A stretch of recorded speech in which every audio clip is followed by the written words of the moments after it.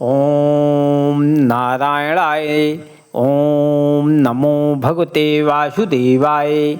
अगली कथा ऋषिश्वरों के द्वारा राजा बेन का शरीर मथना, उसकी दाहिनी भुजा से राजा पृथु और अरुचि नाम की स्त्री को उत्पन्न करना। मैत्रेय जी बोले, हे विदुर, ऋषिश्वर ने एक बहुत सुंदर और नीतिमान राजा उत्पन्न करने के लिए बेन की दाहिनी भुजा फिर मथी, तो उसमें एक पुरुष अति सुंदर, तेजस्वी, विशाल शरीर, लंबी भुजाओं वाला तथा एक रूपवती स्त्री, दो मनुष्य उत्पन्न हुए। ऋषिश्वरों ने उस पुरुष का नाम पृथु और स्त्री का नाम अरुचि रखा और उन दोनों का विवाह करके पृथु से कहा कि तुम सातों द्वीपों का राज्य करो। ऋषिश्वरों ने ज्ञान की दृष्टि से जाना कि ये दोनों लक्ष्मी नारायण का अवतार हैं, इसलिए बड़े हर्ष से पृथ्वी को राज सिंहासन पर बैठाने का निश्चय किया। तब कुबेर देवता को बुलाकर कहा कि जिस सिंहासन पर अधर्मी बेन बैठता था वह राजा पृथु के बैठने योग्य नहीं है, इसलिए तुम दूसरा बहुत अच्छा सिंहासन पृथु के बैठने के लिए लाओ। उसी समय कुबेर देवता एक बहुत उत्तम जड़ाऊ सिंहासन ले आए। ऋषिश्वर और देवताओं ने पृथु को राज सिंहासन पर बैठाकर दंडवत किया। वरुण देवता ने छत्र, पवन देवता ने चमड़, नाग देवता ने मणि, पृथ्वी ने खड़ाऊं, सरस्वती ने मोतियों का हार, महादेव ने तलवार, विष्णु ने सुदर्शन चक्र, पार्वती ने ढाल, त्वष्टा देवता ने रथ, अग्नि देवता ने धनुष बाण और समुद्र ने शंख लाकर राजा पृथु को भेंट दिया। इसी तरह और सब देवता भी उत्तम उत्तम वस्तुएं लाकर राजा पृथु को भेंट दे गए। इंद्रपुरी से अप्सराओं ने आकर राजा को नाच दिखाया, गंधर्वों ने गाना सुनाया, सिद्ध व चारण लोगों ने आकाश से स्तुति करके राजा पर फूल बरसाए। भाटों ने आकर राजा पृथु की बड़ाई में प्रतापी राजाओं की उपमा दी। उनका वचन सुनकर राजा ने भाटों से कहा कि अभी तक मैंने कोई ऐसा काम नहीं किया, तुम लोग इतनी बड़ाई क्यों करते हो जिसमें कुछ भी गुण नहीं होता। भाट लोग लोभ के बस उस मनुष्य की भी बड़ाई इंद्र के समान करते हैं।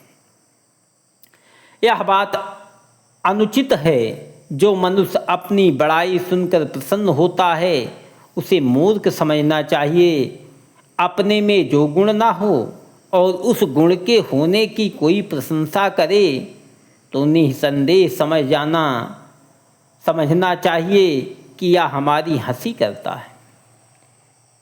सो हे भाटो, जब हम कोई अच्छा काम करें तब हमारी स्तुति करना। अभी चुप रहो, मनुष्य बड़ाई के योग्य नहीं है। नारायण जी की स्तुति करनी चाहिए जिन्होंने मनुष्य को उत्पन्न करके उसे महत्व दिया। जब उसके हाथ से शुभ कर्म कराते हैं तब वह स्तुति के योग्य होता है। स्तुति के योग्य भगवान ही हैं जो सबका पालन करके संसार और वैकुंठ का सुख देते हैं।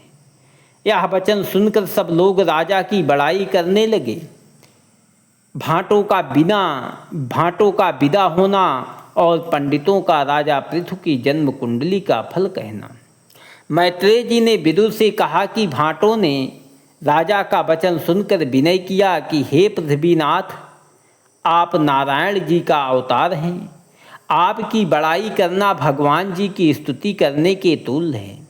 हम लोग अपनी जिह्वा पवित्र करने के लिए आपकी स्तुति करते हैं, क्योंकि हम लोगों ने अपना पेट पालने के लिए और लोगों को झूठ व सच बहुत सी बड़ाई की है। आप ऐसे अच्छे काम करेंगे कि आज तक किसी राजा ने संसार में ऐसे कर्म नहीं किए।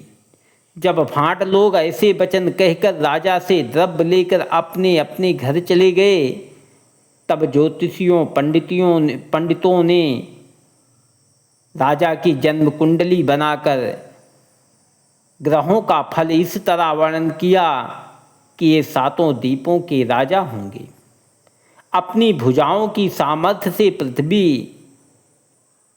भर के राजाओं को जीतकर उदयाचल तक राज्य करेंगे।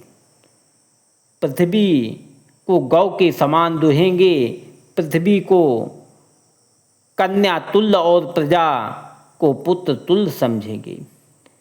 ब्राह्मणों, ऋषिश्वरों व साधु संतों को नारायण रूप जानेंगे। 8 महीने प्रजा से पृथ्वी का देन लेकर 4 महीने बरसात में उनको अपने पास से भोजन व वस्त्र देंगे। बिना अपराध किसी को दंड नहीं देंगे। जब इंद्र डाह से उनके राज्य में पानी ना बरसावेगा, तब राजा पृथु के प्रताप से प्रजा की इच्छा होते ही वर्षा होगी। राजा पृथु 100 अश्वमेघ यज्ञ भगवान जी को प्रसन्न करने के लिए निष्काम करेंगे। जब 99 यज्ञ पूर्ण हो जाएंगे और 100वें यज्ञ आरंभ होगा, तब राजा इंद्र अपने इंद्रासन लेने के डर से योगी का रूप बनाकर यज्ञ का श्यामकर्ण घोड़ा चुरा ले जाएगा। जब राजा पृथु का पुत्र इंद्र से घोड़ा छीन लावेगा, तब इंद्र उससे हार मानकर छल करने के वास्ते अनेक तरह के रूप धारण करेंगे। उनके रूप धारण करने का हाल सुनकर कलयुग में मूर्ख लोग भी दूसरों को ठगने के वास्ते अनेक प्रकार के रूप धरेंगे। नारायण जी यज्ञशाला में प्रकट होकर राजा पृथु को दर्शन देंगे और सनकादिक ऋषिश्वर राज मंदिर आकर इनको ज्ञान सिखावेंगे। राजा पृथु पर स्त्री को माता और दूसरे का धन मिट्टी के समान समझकर सदा परमेश्वर के भजन व सुमरन में लीन रहेंगे। ऐसा कहकर ज्योतिषी लोग राजा से दक्षिणा लेकर अपने अपने घर चले गए। भृगुआदिक ऋषिश्वर और देवता भी राजा को आशीर्वाद देकर अपने स्नेह स्थान को पधारे। राजा पृथु का प्रजा के दुख पाने से धरती पर क्रोध करना। मैत्रेय जी ने विदुर जब मैत्रेय जी ने कहा, हे विदुर, जब देवता और ऋषिश्वर विदा हो गए, तब राजा पृथु धर्म और नीति के साथ राज्य कार्य करने लगे। एक दिन प्रजा ने उनके पास आकर विनय किया कि महाराज, आप हमारे राजा और मालिक हैं। शास्त्र के अनुसार आपको हमारा पालन करना चाहिए। हम लोग भूख के मारे मरे जाते हैं। जिस तरह वृक्ष भीतर से जलकर खोखले हो जाते हैं, उसी तरह हम लोग का कलेजा व पेट मारे भूख के जला जा रहा है। अन्न व फल खाने से सब लोग जीते हैं, सो राजा बेन के पाप करने से पृथ्वी ने सब अन्न व फल अपने में चुरा लिया। जो अन्न हम लोग पृथ्वी पर बोते हैं सो नहीं उगता, और जो वृक्ष पहले से उगे हुए हैं उनमें फल नहीं लगते। इसलिए हम लोग अपने लड़के वालों समेत खाने के बिना मरे जाते हैं। सो आपको धर्मात्मा राजा समझकर अपना दुख आपसे कहा। कोई ऐसा उपाय कीजिए जिसमें पहले की तरह अन्न व फल पृथ्वी से उत्पन्न हुआ करे। यह बात सुनते ही राजा ने पृथ्वी पर क्रोध करके अपना धनुष बाण उठा लिया और बाण साध कर कहा कि अभी एक तीर मारकर पृथ्वी के टुकड़े टुकड़े कर डालूंगा। पृथ्वी राजा को ऐसे क्रोध में देखकर उसी समय गोरूप धारण करके डरती व कांपती हुई उनके सामने आई। राजा ने उसे अपने ज्ञान से पहचान लिया कि यह गोरूपी पृथ्वी है। इस पर भी राजा ने क्रोध के बस होकर धर्म और अधर्म का विचार ना करके जब उसे तीर मारने की इच्छा की, तब गोरूप पृथ्वी वहाँ से भागती हुई सब लोकों में गई और राजा भी धनुष बाण लिए हुए रथ पर बैठकर उसके पीछे दौड़ते चले गए। जब उसे कहीं अपने प्राण का बचाव ना दिखा, तब वह राजा के सामने खड़ी होकर बोली, हे पृथ्वीनाथ, आप नहीं जानते कि वेद शास्त्र में गौ का मारना बड़ा पाप है? राजा ने जवाब दिया कि शास्त्र में ऐसा लिखा है कि जिस किसी से संसारी जीव दुख पावे उसका मारना पाप नहीं है, उसे धर्म समझना चाहिए। ब्रह्मा जी ने जो औषधि व अन्न संसारी जीवों के पालन के हेतु प्रकट किया है, उसको तूने छिपा लिया। राजाओं का यही धर्म है कि जो उनके प्रजा को दुख दे उसे मार डाले।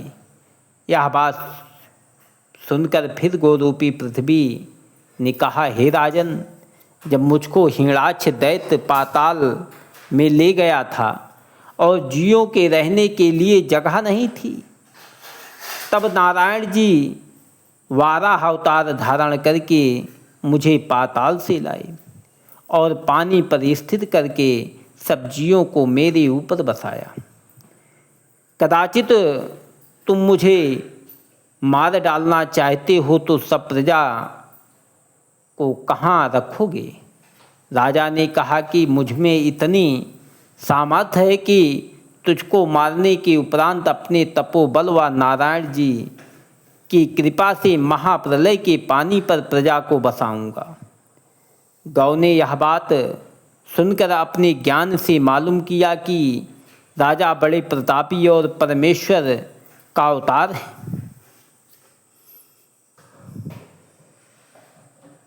जो चाहेंगे सो करेंगे, अब बिना इनकी शरण गए मेरे प्राण बचना कठिन है।